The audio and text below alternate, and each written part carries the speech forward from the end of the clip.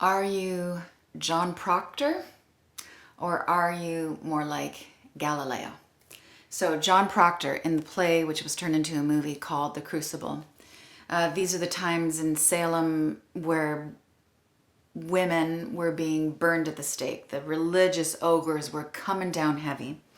Context, John Proctor has a wife and 5 children. He's been accused of having an affair and not believing in the religious hardline.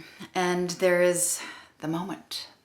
It's his crucible moment where he is asked to sign on the line to that he is he's denouncing the old way and he is submitting to this religious order of living, and he's about to do it.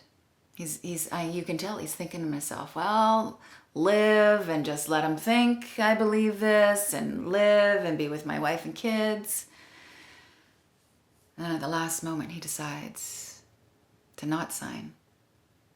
And he's going to be sovereign in his soul. And they hang him. Now let's just pause here.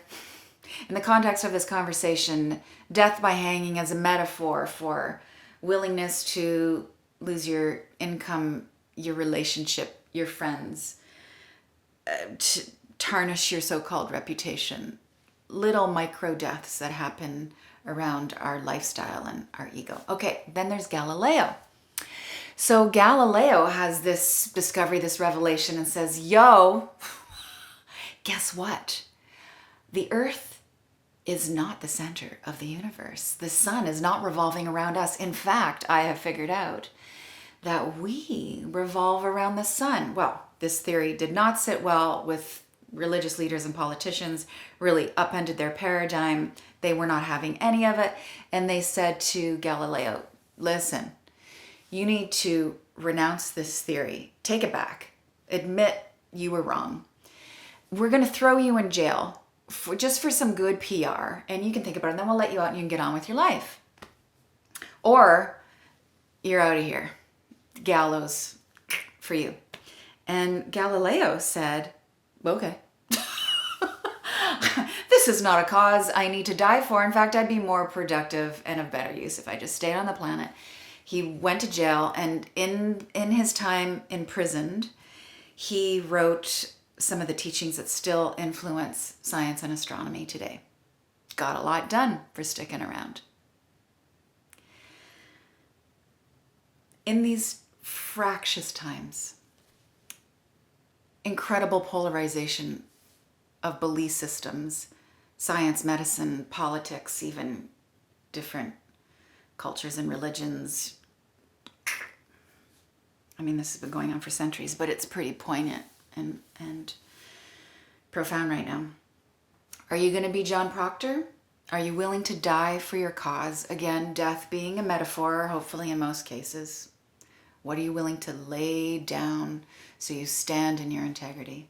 You go in the John way, or you go in the Galileo way, which is to still be rooted in, like, you are in your dominion of how you perceive the world, but you're going to find some workarounds, and in doing that, in being more discreet, you are going to serve in a magnificent way. You're still moving the cause forward.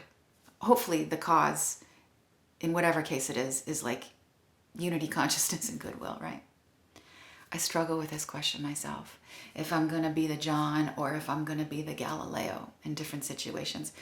There are micro crucible moments in our lives when we're deciding to speak, to vote, to fight, to invite, to forgive, to welcome, to push, to get a megaphone, to be quiet, to work behind the scenes, to get on stage. And this is the only answer I can come up with right now. I think we do not know if we are going to be John Proctor and lay something significant down for our beliefs,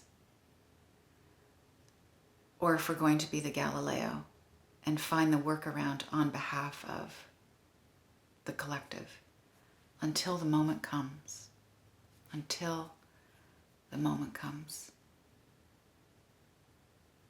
Yeah. And I think in the meantime, in between the micro and the macro crucible moments that we are all going to be invited into as there's more upheaval and shifts and awakening and unifying and dividing and, age of Aquarius, I think it's really important to go deeper into the question of what we are willing to give up so that we can stand in the center of our heart, aligned with a higher light, a higher cause.